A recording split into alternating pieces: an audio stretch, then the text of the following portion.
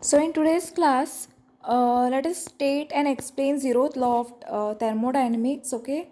So I will be state first I'll have to state, then we have to explain the zeroth law of thermodynamics. Okay, how they have done it. So state and explain the zeroth law of thermodynamics. Answer is, for statement, it states that if two systems A and B are in internal equilibrium with a third system C, then A and B must be in thermal equilibrium with each other. Okay. Now this is the explanation part, because it has been said explain the zeroth law of thermodynamics. This is the explanation part. Okay. This is the statement part.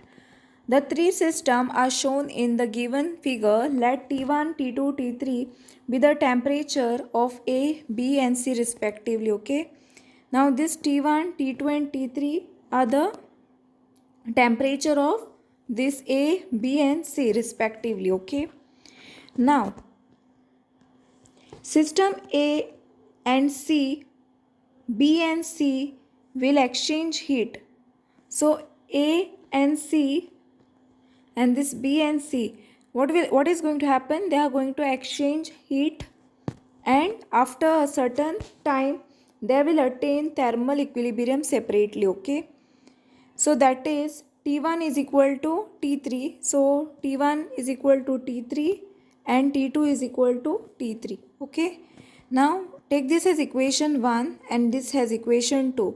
Now from this 1 and 2, what you are going to get is T1 is equal to T2. Okay, now I can say that is A and B are now in thermal equilibrium with each other.